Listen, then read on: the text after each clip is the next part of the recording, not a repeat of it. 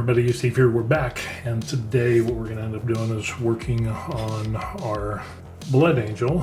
And like I said, what we're going to end up doing is working on the base here.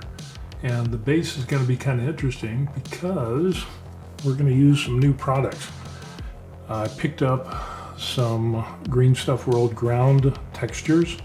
So we have a light earth, and then we have the middle earth, which is the Tolkien version, and then we have a dark earth. So I think what we're going to end up doing is we're going to use the middle earth and see how that works with this. I've never used this before,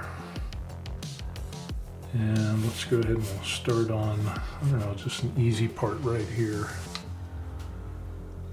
I'll just kind of dab this in there. You might have to go back and add some other colors, but I kind of want to get this to a point of where it's so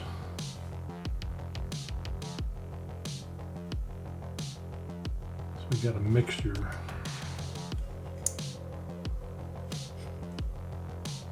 I'm just kind of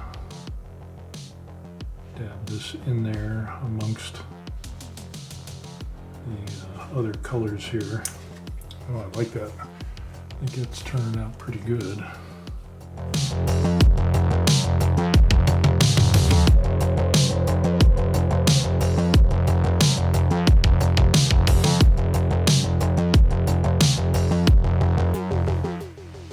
Get some of the darker color here.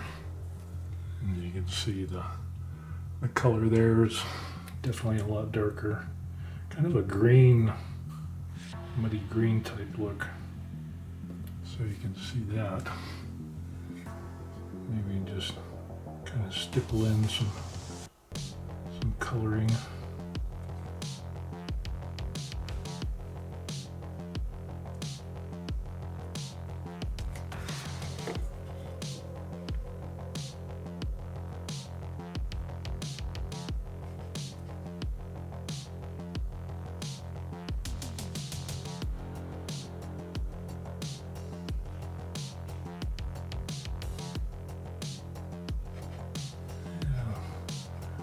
Break up those colors a little bit.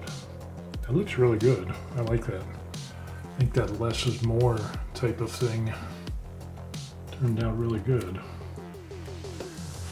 Now another thing we're going to end up doing is we've got a couple of different types of grasses that we can use. So this is also Green Stuff World, and I think maybe one or two of these might look good. I'm not sure exactly where. Peel this off and see if that's something that would look okay.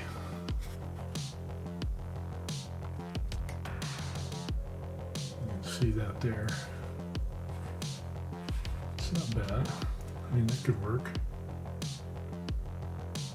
Gives a little bit of 3D on there.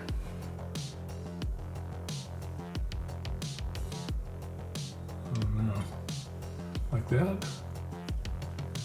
We give it a little bit of character there. I think that'll work out good. I'll just throw that guy right in there. So yeah, I think that'll look pretty good for a base. It adds a little bit of character, and yeah, I think that is good. Now the other thing I'm going to do is I think I'm going to muddy up his boots a little bit to show a little bit of, because his boots, even though his armor looks worn a little bit, it's still going to need, like he's been tromping around in some dirt, to give it a little bit more of that grim dark look to him. So now let's go ahead and we'll hit the stippling. Now I have a Green Stuff World weathering stick. We have this, and then I also want to show you how you could just use some regular packaging material to do the exact same thing. So for example, here's what we have, and it's just some foam packaging, and I just kind of ripped and tore it up a little bit. Or pallet, I shouldn't say pallet, I should just say cut off cup. We got that. Too much. Now I've done some weathering with paints and using stippling and things like that, but I haven't done it with this texture painting. So with this, I highly suggest just going and working off of an area that is kind of in the back, someplace that you can stipple and that you won't really mind practicing on. And so we're gonna hit that back piece there. So again, it's just kind of putting just stippling that on there, like so. And you can just get the corners on there.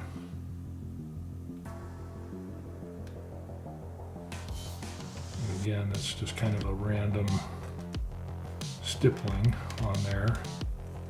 I think that will bring a lot more character.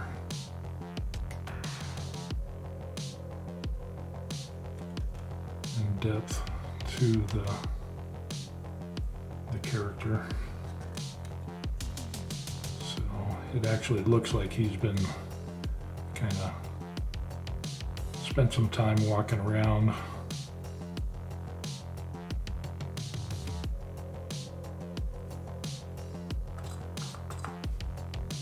Again, you're not getting too much on there, just enough to where you can add some of that on there.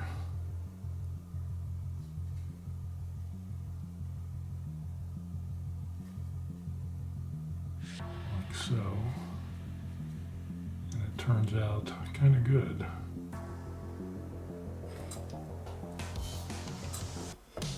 Now, another thing we can end up doing is you can use your little bit of foam, and we'll kind of do the same thing, except we'll use a darker color. So we'll just dab that on there, and you can just kind of stipple it on and practice on something to add a little bit of different color in there.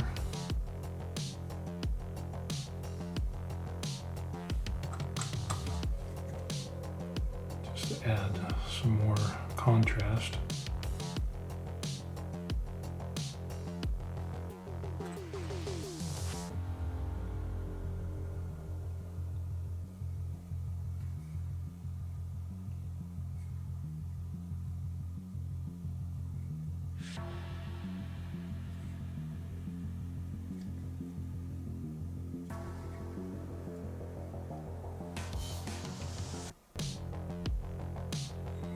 Even do some on the bottom of his cape.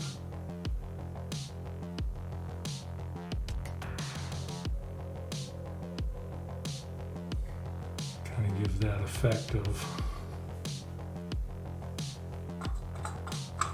him being in a dirty environment.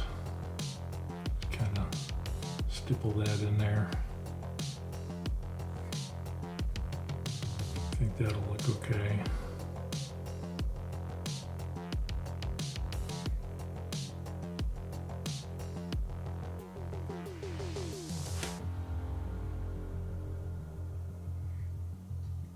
There's no real rhyme and reason. We'll just kind of add some little stippling bits in here. The different parts. I think we shall be good. I think that's enough.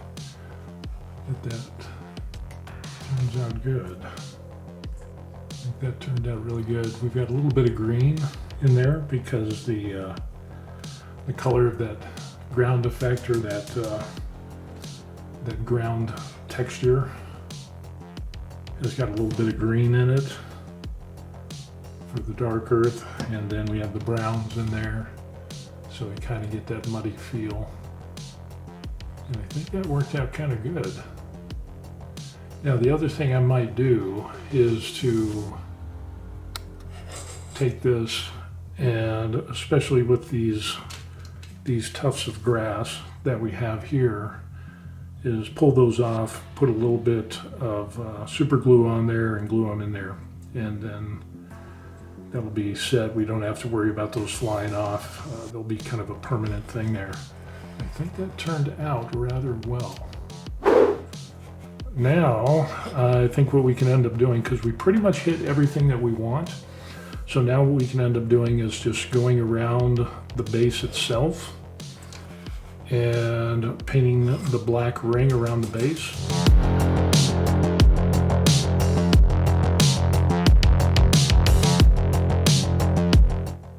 I think we are done.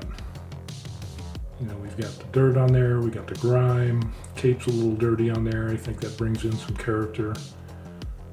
The base looks good. I think what we could end up doing is we could use a little bit of oil or shade on the smoke coming out of this gun,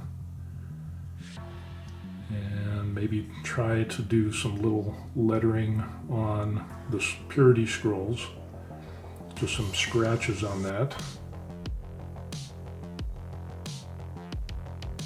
This is going to be, we need something really tiny, don't we? Let's see. Yeah, that is tiny.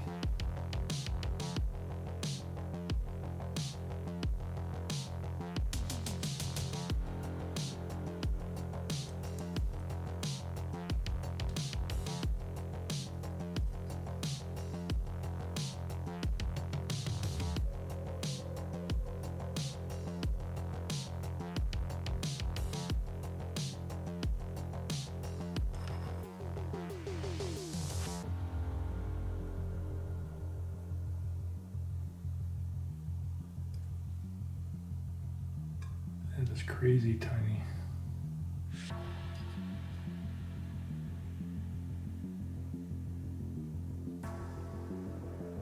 This is where shaky hands come into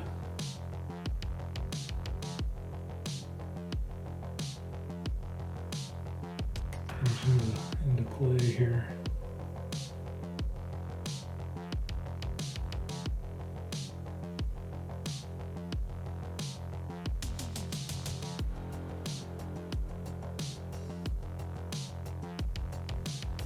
So we got a little bit of something in there, kind of break up the purity seal. We got these purity seals.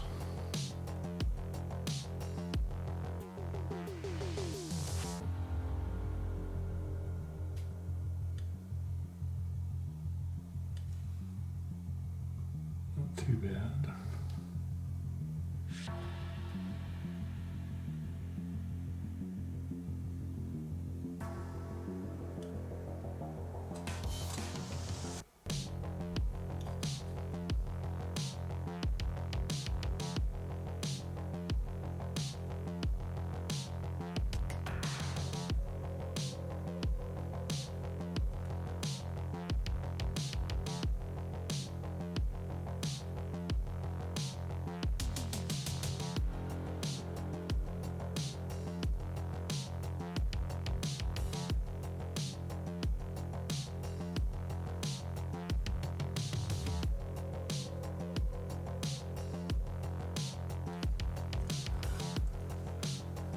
There we go.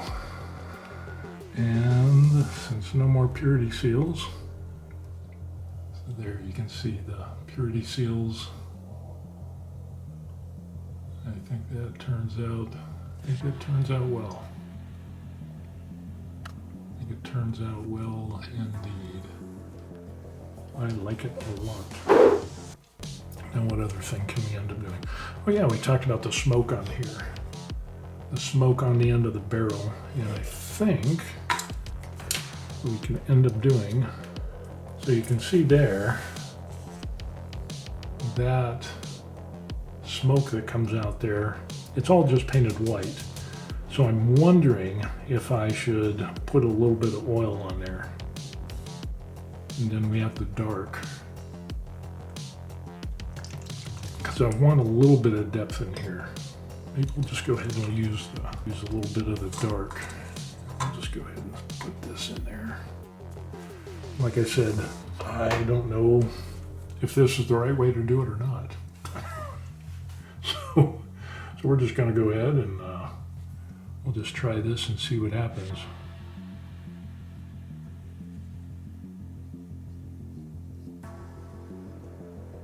Get a little bit of texture going there. How does that look?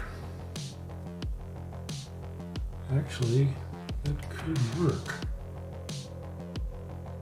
In some areas, just go ahead and rinse the brush and kind of get off, draw the,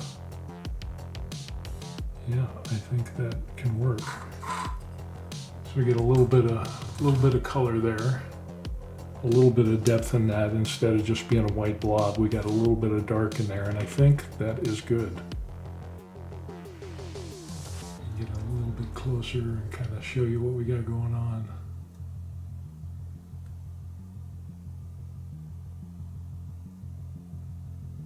So I'm happy with that.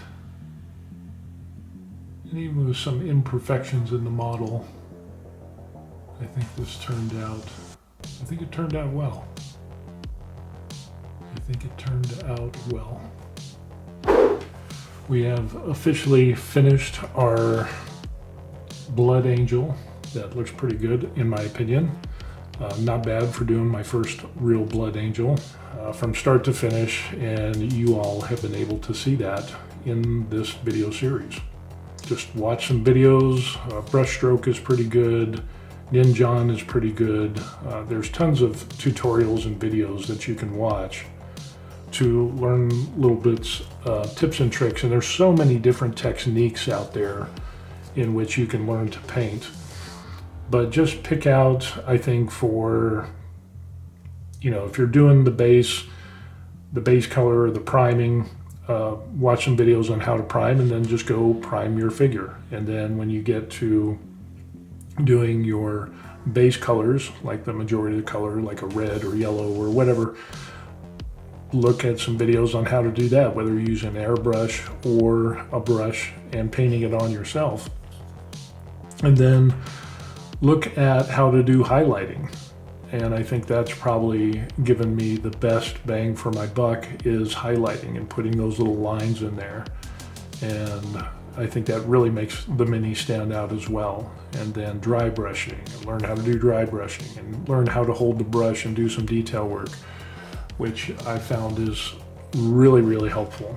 And matter of fact, like when you were brushing, I've noticed that in the past when I was brushing, I would take a miniature, and what I would end up doing is holding the miniature in one hand and holding the paintbrush and trying to do line work, and it didn't really work well because I'm trying to go in all kinds of directions. But if you hold the brush in this position and then just draw straight, you can get a better straight line. And then another thing which you can end up doing is having contact with the miniature and the other hand and kind of place it there so you have a more stable place in which you can paint and do those lines. So whether you're doing a little edge highlighting, running your brush across the base like that, or you have to actually paint in because maybe it's in a position or a place where you can't do that edge highlighting, try to get it and go like that. So the other thing you could end up doing is put both of your elbows on the table and bring it up to eye level, so that way you can really come in there and then just get your edging in like that or like that. And again, you're gonna have to move your model around and get some good placement in there and draw that in.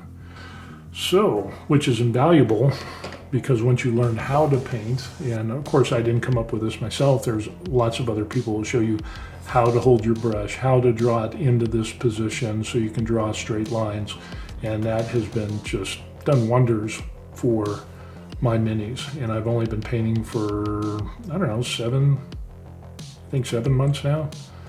So, and the last time before that was like 46 years ago. So yeah. So there we have it. We are done, and now are some pictures and video of our final completed Blood Angel. And there you have it, the very first Blood Angel. We did some airbrushing on this guy, so we kind of did a few different colors. I need to work on that for sure, but then we also worked on edge highlighting. We worked on blending of colors, a little bit of dry shading or dry brushing, and being able to pull some more depth out of this miniature. And as you can see here, along with the muddied up boots showing some wear and tear, we've got some really nice color combinations, and we can see a good balance, I think, for my very first Blood Angel. And you know, being a painter for the first time in 46 years, I only got like 7 months behind my belt, but I think this turned out really well with the green eyes, the green grass, the different details, the purity scrolls, the skulls, the different colors, and just take it one piece at a time. I know it might seem overwhelming at first, but just take little chunks and enjoy your time, and you can always go back and fix your mistakes. So from the humble beginnings of just painting a miniature without thinning your paints, and that's something that you need to do, graduating up to airbrushing, there's so much to learn. But when you get past those insurmountable odds and learn how to do one technique at a time, what you can end up doing is building upon those skills. Now, if you've enjoyed this video and this process as I have, please like and subscribe to the channel to stay tuned for me, the noob, painting other miniatures and learning new stuff. So everyone can be a miniature painter, and for those who gave me tips and tricks, thank you for that in making me a better painter. Be sure to like this video and subscribe to stay up to date with what's going on with us, The Varied Life, as we're retired in Korea. We'll see you on the next video. Peace.